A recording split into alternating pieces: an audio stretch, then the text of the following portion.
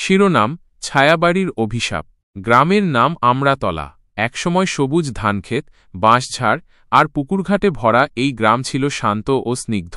কিন্তু সময়ের সঙ্গে সঙ্গে পাল্টে গেছে অনেক কিছুই। শহরের কোলাহল আর আধুনিকতার ছোঁয়া লেগেছে এখানেও। তবে গ্রামের এক প্রান্তে এখনও দাঁড়িয়ে আছে এক পুরনো দোতলা বাড়ি। গ্রামবাসীরা বলে ওটা নাকি ছায়াবাড়ি। ছায়াবাড়ির ইতিহাস বড়ই রহস্যময়। প্রায় ১০০ বছর আগে জমিদার রমেন রায়চৌধুরী এই বাড়িটি তৈরি করেছিলেন। রমেন রায়চৌধুরীর ছিল এক সুন্দরী কন্যা, নাম মাধবীলতা। রূপের পাশাপাশি তার ছিল অসাধারণ সঙ্গীত প্রতিভা। কিন্তু হঠাৎ করেই একদিন মাধবীলতা নিখোঁজ হয়ে যায়। কেউ বলে তাকে নাকি জিন পরীরা তুলে নিয়ে গেছে, আবার কেউ বলে বাড়ির মধ্যেই কোথাও লুকিয়ে আছে তার আত্মা। মাধবীলতার নিখোঁজ হওয়ার পর থেকেই বাড়িটি ধীরে ধীরে পরিত্যক্ত হতে শুরু করে। রমেন রায়চৌধুরী শোক সহ্য করতে না পেরে অল্পদিনের মধ্যেই মারা যান। তারপর থেকে বাড়িটি ফাঁকা পড়ে আছে।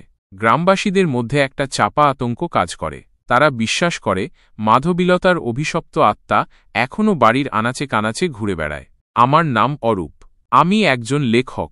ভৌতিক গল্প লিখতে আমার বরাবরই ভালো লাগে। ছায়াবাড়ির গল্পটা শুনে আমার খুব আগ্রহ জন্মালো। আমি ঠিক করলাম এই বাড়িতে কিছুদিন থেকে একটা গল্প লিখব। গ্রামের লোকেরা প্রথমে খুব ভয় পেয়েছিল। তারা আমাকে বারবার নিষেধ করেছিল, কিন্তু আমার জেদের কাছে তারা হার মানতে বাধ্য হয়। একদিন বিকেলে আমি ছায়াবাড়িতে এসে পৌঁছালাম। বাড়িটার চেহারা দেখেই আমার গায়ে কাঁটা দিয়ে উঠল। পুরনো ইটের দেওয়াল, ভাঙা জানালা আর শেওলা ধরা ছাদ যেন এক অন্য জগতের ইঙ্গিত দেয়। বাড়ির চারপাশে ঘন জঙ্গল। সূর্যাস্তের আলোয় বাড়িটাকে আরও ভয়ঙ্কর দেখাচ্ছিল। আমি বাড়ির ভেতরে ঢুকলাম। ধুলো ময়লায় চারদিক অন্ধকার হয়ে আছে। মাকড়সার জাল আর চামচিকের গন্ধে দম বন্ধ হয়ে আসছিল। আমি একটা টর্চ লাইট বের করে এগোতে লাগলাম। প্রতিটি ঘরেই যেন এক চাপা রহস্য লুকিয়ে আছে। পুরনো আসবাবপত্র, ছেঁড়া পর্দা আর ভাঙা আয়নাগুলো যেন অতীতের সাক্ষী হয়ে দাঁড়িয়ে আছে। দোতলায় উঠে আমি মাধবীলতার ঘর খুঁজে পেলাম। ঘরটা অন্যান্য ঘরের তুলনায় বেশ পরিষ্কার। মনে হলো কেউ যেন এখনও ঘরটা যত্ন করে রাখে। ঘরের এক কোণে একটা পুরনো হারমোনিয়াম রাখা আছে। আমি হারমোনিয়ামটার দিকে এগিয়ে গেলাম। ধুলো সরিয়ে কয়েকটা বোতাম টিপতেই একটা করুণ সুর বেজে উঠল। সুরটা যেন আমার বুকের ভেতরটা খাঁ করে দিল। আমি ঘর থেকে বেরিয়ে করিডোরে এসে দাঁড়ালাম। হঠাৎ আমার মনে হলো কেউ যেন আমার পেছনে দাঁড়িয়ে আছে। আমি ঘুরে তাকালাম, কিন্তু কাউকে দেখতে পেলাম না। আমি একটু ভয় পেলাম, কিন্তু নিজেকে শান্ত রাখার চেষ্টা করলাম। প্রথম রাতে আমি দোতলার একটা ঘরে ঘুমানোর চেষ্টা করলাম, কিন্তু কিছুতেই ঘুম আসছিল না।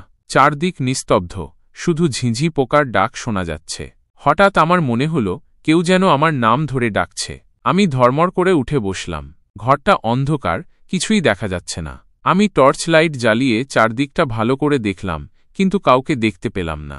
পরের কয়েকদিন আমি ছায়াবাড়ির আনাচে কানাচে ঘুরে বেড়ালাম। মাধবীলতার জীবন সম্পর্কে কিছু তথ্য জোগাড় করার চেষ্টা করলাম। গ্রামের কয়েকজন বৃদ্ধের সঙ্গে কথা বলে জানতে পারলাম মাধবীলতা নাকি খুব চাপা স্বভাবের ছিল।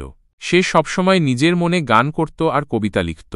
একদিন আমি বাড়ির পেছনের বাগানে হাঁটছিলাম।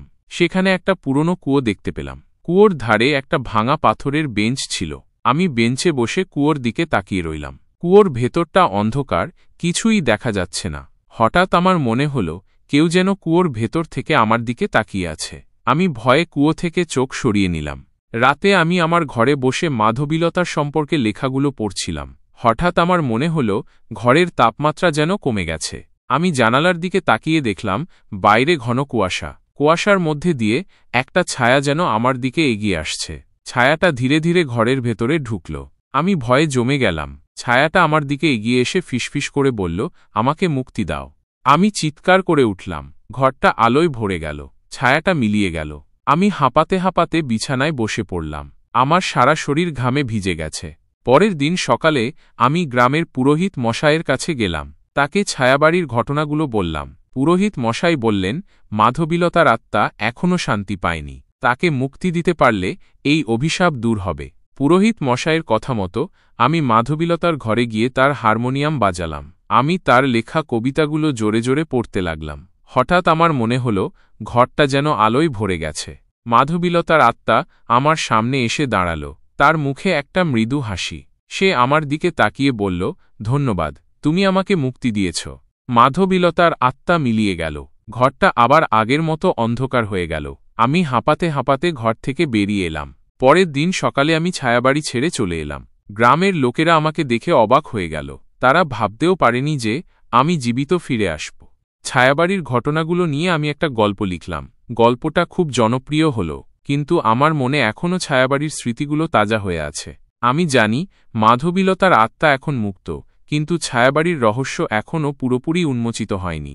কয়েক বছর পর আমি আবার আমরাতলায় ফিরে গেলাম। ছায়াবাড়িটা এখন আর পরিত্যক্ত নেই। গ্রামের লোকেরা বাড়িটা সংস্কার করে একটা লাইব্রেরি তৈরি করেছে। লাইব্রেরির নাম রাখা হয়েছে মাধবীলতা স্মৃতি লাইব্রেরি।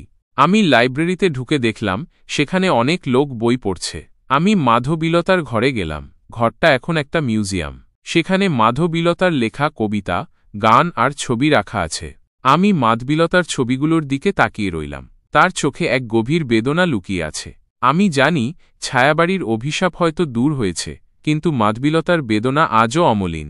লাইব্রেরি থেকে বেরিয়ে আমি গ্রামের পুকুরঘাটে গিয়ে বসলাম। সূর্যাস্তের আলোয় পুকুরের জল চিকচিক করছে।